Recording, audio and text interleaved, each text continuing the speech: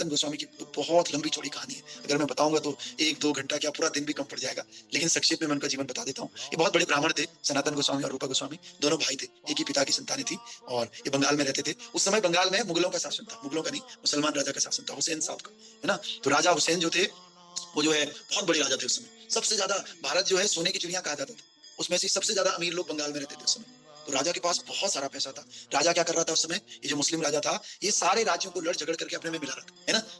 तो एक दिन किसी कारणवश इसने देखा कि इसके मंत्री को हटा दिया। मंत्री को हटाया तो ये मंत्री पहुंच गया रूप और सनातन के गांव में। जब मंत्री वहां पहुंचा तो इन्होंने पूछा, भाई तुम्हें क्यों हटा दिया? तो इन्होंने कहा पता नहीं, मंत्री ने हटा दिया। तो इन्होंने कहा तुम अपना भला चाहते हो? बोला हाँ चाहते हैं। तो एक काम करो, वापस जाओ, राजा का एक स्मारक बना हुआ है, उस स्मारक को दोबारा से बनाओ और बना करके राजा खुश हो जाएगा, तुम्हें फिर से नौकरी पे रख देगा, है ना। तो जब ये मंत्री वापस जाता है रूप गोस्वामी और सनातन गोस्वामी के कहने पे, है ना, वापस जाता है, उस स्मारक को दोबारा बनाता है, दोबारा बना करके राजा के सामने पेश करता है, राजा खुश हो जाता है, इसको नौकरी पे दोबारा रख देता है। राजा बोलता है कि ये काम तो तू पहले भी कर सकता था, ये तूने अपने आप किया या किसी ने बताया? तो फिर ये बोलता है कि 2 बालक हैं, तो इस फलाने फलाने गांव में उन्होंने मुझे बताया और मैंने किया और आप खुश हो गए। राजा ने सोचा ये इतनी दूर रह करके भी मेरी मन की बात जान रहे, तो अगर ये मेरे पास रहेंगे तो ये मेरे राज्य को तो बहुत ऊपर लेकर के जाएंगे। तुरंत राजा ने ऑर्डर दे दिए, ये 2 बालक जहां भी हैं हाजिर हो। ये नहीं आई। फिर दोबारा भेजा, तिबारा भेजा, ये नहीं आई।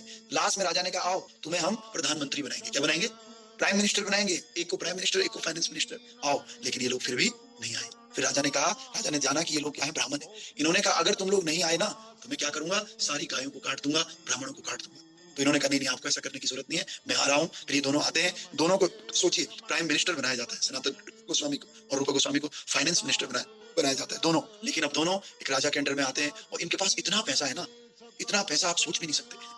सोचो सबसे अमीर राजा के प्रधानमंत्री, राजा तो युद्ध में इधर उधर रहता था, सारे राज्य का पालन कौन करते थे? यही दोनों करते थे, सनातन गोस्वामी और रूपा गोस्वामी। और सोचो इतना बड़ा राज्य होने के बाद भी, इतना पैसा होने के बाद भी इन लोगों ने क्या किया? त्यक्त्वा तूर्ण अशेष मंडलपति। त्यक्त्वा मतलब त्याग दिया, अशेष मंडलपति, ये तो मंडलपति थे, पूरे साम्राज्य के राजा थे एक तरह से। और इसको छोड़ करके कहां चले गए? गोपीन कंटाकतो, एक पेड़ के नीचे आ गए। कोई आदमी अगर झोपड़ी में रहता है ना, झोपड़ी को छोड़ करके अगर पेड़ के नीचे आता है तो चलता है।